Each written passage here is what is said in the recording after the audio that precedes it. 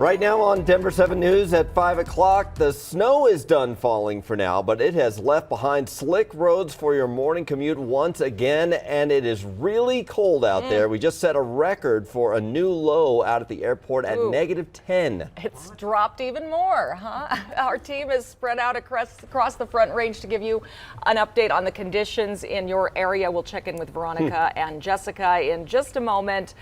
Jason, roads not looking too great today coming in. It's different because on the south side and the west side, it is snow covered, and then you'll see some roads like Highway 36 doesn't look too bad, and then I-25 to the north doesn't look as bad. So, and there's a lot of people that cross across town, so they're going to see changing road conditions. It's hard to break up that ice when it's single digits and negative out at the airport. Yeah, and a lot of people think we hit our low like in the middle of the night. No, it's usually right at sunrise when we've lost all that heat. So we actually have still a little bit of time for that number to get even, lower. Even lower. Is that lower at that point when you keep going? I don't know, yeah. It's 1 below right now in Denver. Feels like 14 below, but yeah, out at the airport, we've seen some pretty impressively cold numbers this morning. Evergreen right now, 9 below. Littleton, 3 below. Centennial, you're right around there too. Hey, we're above 0 there in Boulder and Broomfield, a little warmer, but you can see where, for the most part, the damage has been done when it comes to snow. We are going to see a little mix of sun and clouds today, and we may see a few light snow showers within that, but any additional accumulation would be really light for us. You are still going to find some alerts down across parts of southern Colorado, but the winter weather advisory that was in effect for Denver, that was pulled earlier this morning. Right now, looking at a very slow warm, we're going to get to right around 15 by 11 o'clock, close to 20 for a high this afternoon. So we have most neighborhoods at right around 18 to about 20 degrees. That's chilly. Coming up, it is going to get so much warmer. In fact, we're basically, Jason, going to triple those numbers by Sunday. That's awesome. And nice and warm and spring-like. Details in just a few minutes. Yeah, and when we do start to see some sunshine later on today, that will really start to eat away at some of this ice and snow. Even though it will be cold today, you do see some slick conditions across downtown, up on I-70. This is over on 270. I had a report of a crash right around York. Not quite seeing it in there yet, but we've had a lot of slide-off crashes where somebody will spin out, they'll call it in as a crash, and then get moving again. This is one of those areas where we have take a look at the other camera here at I-25, and it's Emerson between University and Broadway, and you can see that we have a left lane crash right here. Somebody again spun out, hit the wall, got hurt, and so they brought out the fire department right now to help them out. You can see that we do have some slower traffic, obviously not only there, but really citywide, especially the south side of town, Santa Fe, Hamden, 6th Avenue, I-70 to the west, still very slick. Not quite as bad on I-70 or the drive to or from the airport right now, and it's also going to be slick in spots, even though it looks mostly clear on I-25 up to the north side as well as 270 right now across Commerce City. So the worst of the conditions are really to the south and the southwest side of town. Going down through the Denver Tech Center right now is Veronica Acosta taking a look at some of those I-25 icy and snowy spots. So for me, Veronica, there was a lot of snow cover at about 3 o'clock this morning, and hopefully it's improved a little bit. It was about the same for me when I drove in right around 3:30, 4 a.m. and it's still about the same this morning as well. Let's turn you guys around. Jason, you mentioned there's slow traffic, not too much congestion, but it's really obvious. You see some of those cars right in front of us. They're not going too fast because they're not feeling too confident this morning. This is probably one of the better portions of I-25. We're coming up here on Arapahoe Road, but I would say anywhere between I-25 and Hamden and even Orchard that we just passed. It's pretty dicey. It is slick. The roads are snow covered. Portions of the road have some, you can see some of that ground there and some of that roadway, but for the most part, there is snowpack. It is slick, and these vehicles aren't going too fast. We are only going about 40 miles an hour, and we haven't seen too many plows on I-25 northbound, which you can kind of see. There's also some slight congestion there as well, so you can tell some of those vehicles not too confident in going too fast either. We're going to make our way over to Highlands Ranch, check out conditions over there, and get back to you in about 30 minutes or so. Guys, back to you. All right, go slower. That's the message this morning. Thank you, Veronica. Our team coverage continues in Aurora. Denver 7's Jessica Crawford joins us off of I-225 this morning near Florida Avenue and the transit station there, a very popular area for commuters, but you don't want to be waiting too long outside. It is really cold out there, Jessica. That is exactly right. So I'm here at I-225 near the pedestrian bridge, and just like they said earlier, really not much snow falling right now, but for those who are waking up this morning, getting ready to go out on their commute, it's likely that they're going to find plenty of this stuff on their cars. I'm going to give you a look right now at the roadways. We do see cars and traffic flowing pretty well, not many issues, but one thing that there is a problem with is visibility as far as on the actual roadway. It can be really difficult to see the lines on the road, so please be careful as you're doing that.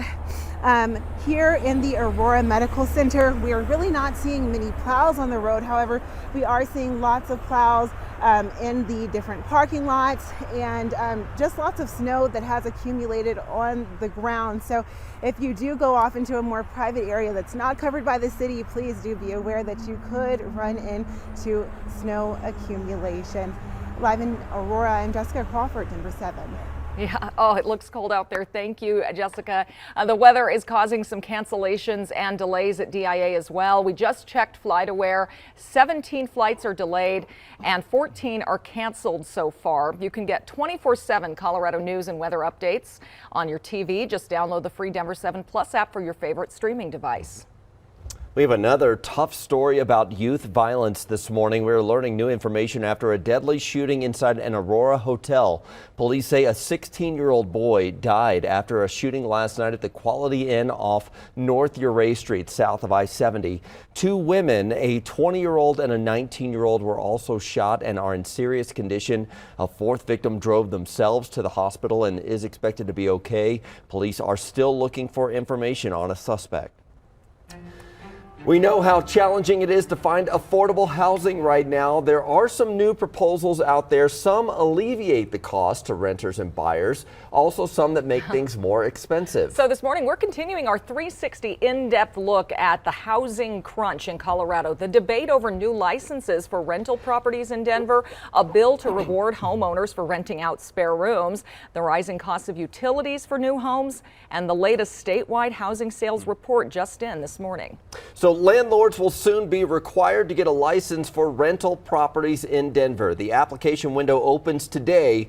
Licenses will be good for 4 years and are specific to a single property, but it will cost property owners to get one. It's $50 for single unit homes and up to $500 for properties with 250 or more units. It also costs $50 to submit the application, and those fees do not cover the cost of an inspection, which is required for all properties that are more than 3 years old. The licensing program was approved unanimously by Denver City Council back in May. City officials say the program helps renters. There's going to be people who are in a bad situation, especially low-income people, because they can't afford a lawyer. They can't fight the process to fight a landlord who is not being a responsible renter. So the licensing proposal received pushback from industry groups like the Colorado Apartment Association and Denver Metro Association of Realtors. Owners of multifamily properties have until next January to get a license. Owners of single unit properties have until January of 2024.